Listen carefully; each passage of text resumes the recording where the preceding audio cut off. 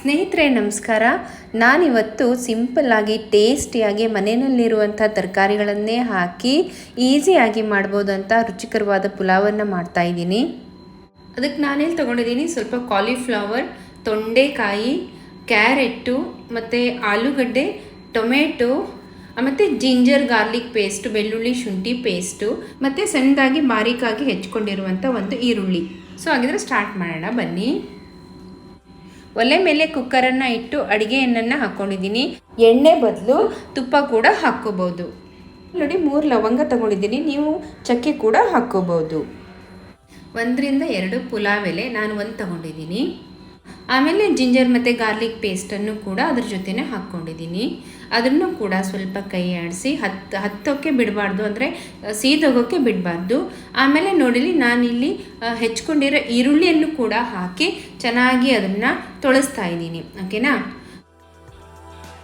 ಆಮೇಲೆ ಇಲ್ಲಿ ಕೊಚ್ಕೊಂಡಿರುವಂಥ ಎಲ್ಲ ತರಕಾರಿಗಳನ್ನು ಅದಕ್ಕೆ ಹಾಕಿ ಚೆನ್ನಾಗಿ ತೊಳಸೋಣ.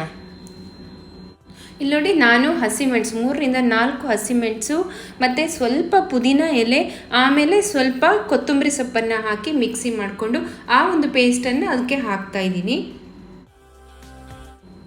1 ಟೀ ಸ್ಪೂನು ಅರಿಶಿನ ಪುಡಿ ಹಾಕೋಣ. ಆಮೇಲೆ ಇಲ್ಲಿ ನೋಡಿ, ಕಾಲಿಫ್ಲವರ್ ಏನು ಕೊಚ್ಕೊಂಡು ಬಿಸಿ ನೀರು ಮತ್ತು ಉಪ್ಪು ಹಾಕಿ ತೊಳ್ಕೊಂಡು ಇಟ್ಕೊಂಡಿದ್ನಲ್ವ, ಅದನ್ನು ಕೂಡ ಹಾಕಿ ಮಿಕ್ಸ್ ಮಾಡ್ತಾಯಿದ್ದೀನಿ. ಇವಾಗ ನೋಡಿ, ಇಲ್ಲಿ ಎಲ್ಲ ಮಿಕ್ಸ್ ಆಗ್ತಾ ಇದೆ. ಅದಕ್ಕೆ ಸ್ವಲ್ಪ 1 ಟೀ ಸ್ಪೂನು ಅಥವಾ ರುಚಿಗೆ ತಕ್ಕಷ್ಟು ಉಪ್ಪನ್ನು ಹಾಕ್ತಾ ಇದ್ದೀನಿ. ಆಮೇಲೆ ಚೆನ್ನಾಗಿ ಅದನ್ನು ಮತ್ತೆ ಎಲ್ಲ ಸೀದ್ ಹೋಗದೆ ಇರೋ ಹಾಗೆ ಮಿಕ್ಸ್ ಮಾಡಬೇಕು. ಇಲ್ಲಿ ನೋಡಿ, ಇಂಪಾರ್ಟೆಂಟ್ ಅಂದರೆ ಅದಕ್ಕೆ ಮೇನ್ ಫ್ಲೇವರ್ ಕೊಡೋದೆ ಪುಲಾವ್ ಪೌಡ್ರು. ಸೊ ಈ ಪುಲಾವ್ ಪೌಡ್ರದ್ದು ಕೂಡ ರೆಸಿಪಿ ಬೇಕು ಅಂದರೆ ನನಗೆ ಕಮೆಂಟ್ ಬಾಕ್ಸ್ನಲ್ಲಿ ತಿಳಿಸಿ, ನಾನು ಇದನ್ನು ತೋರಿಸ್ಕೊಡ್ತೀನಿ. ಒಳ್ಳೆ ರಿಚ್ನೆಸ್ ಸಿಗಲಿ, ಒಳ್ಳೆ ಟೇಸ್ಟ್ ಕೊಡಲಿ ಅಂತ, ಹೆಲ್ದಿ ಆಗುತ್ತೆ ಅಂತ ಒಂದಿಷ್ಟು ಗೋಡಂಬಿ ಕೂಡ ಹಾಕ್ತಾಯಿದ್ದೀನಿ. ಈ ಪುಲಾವ್ನಲ್ಲಿ ಎಲ್ಲ ತರಕಾರಿ ಮತ್ತು ಗೋಡಂಬಿ, ತುಪ್ಪ ಎಲ್ಲ ಇರೋದ್ರಿಂದ ಮಕ್ಕಳಿಗೂ ಕೂಡ ಹೆಲ್ದಿ, ಮತ್ತು ಟಿಫಿನ್ ಬಾಕ್ಸ್ಗೆ, ಲಂಚ್ ಬಾಕ್ಸಿಗೆ ಕೂಡ ನಾವು ಇದನ್ನು ಕಳಿಸ್ಬೋದು. ನೋಡಿ, ನಾನಿಲ್ಲಿ 1 ಕಪ್ ಆಗುವಷ್ಟು ಬಾಸ್ಮತಿ ರೈಸನ್ನು ತೊಗೊಂಡಿದ್ದೀನಿ. ಇದಕ್ಕೆ ಸ್ವಲ್ಪ ನೀರು ಹಾಕಿ ಒಂದು 5 ನಿಮಿಷ ನೆನೆಸಿಟ್ಟಿದ್ದೆ ನಾನು, ಚೆನ್ನಾಗಿ ಸಾಫ್ಟ್ ಬರಲಿ ಅಂತ. ನೋಡಿ, ನಾನಿಲ್ಲಿ 1 ಕಪ್ ರೈಸ್ಗೆ 2 ಕಪ್ಸು ನೀರು ಹಾಕ್ಕೋತಾ ಇದ್ದೀನಿ.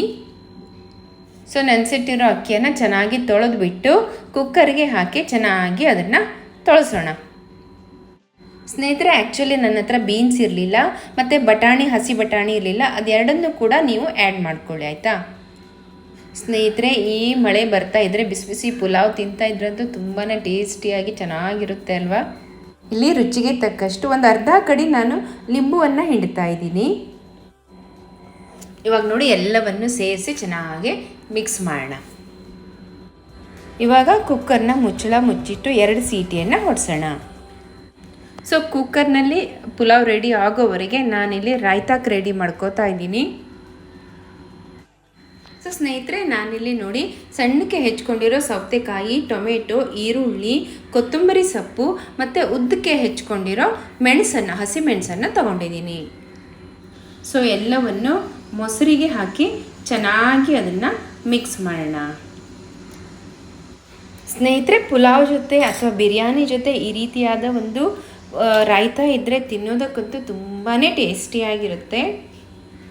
ಸ್ನೇಹಿತರೆ ನೋಡಿ, ಇವಾಗ ಕುಕ್ಕರ್ ಮುಚ್ಚಳವನ್ನು ತೆಗೆದಿದ್ದೀನಿ. ಇಡೀ ಮನೆಯೆಲ್ಲ ಗಮ್ ಅಂತಿದೆ, ಅಷ್ಟು ಚೆನ್ನಾಗಿ ಒಳ್ಳೆ ಫ್ರೇಗ್ರೆನ್ಸ್ ಬರ್ತಾ ಇದೆ ಪುಲಾವ್ದು.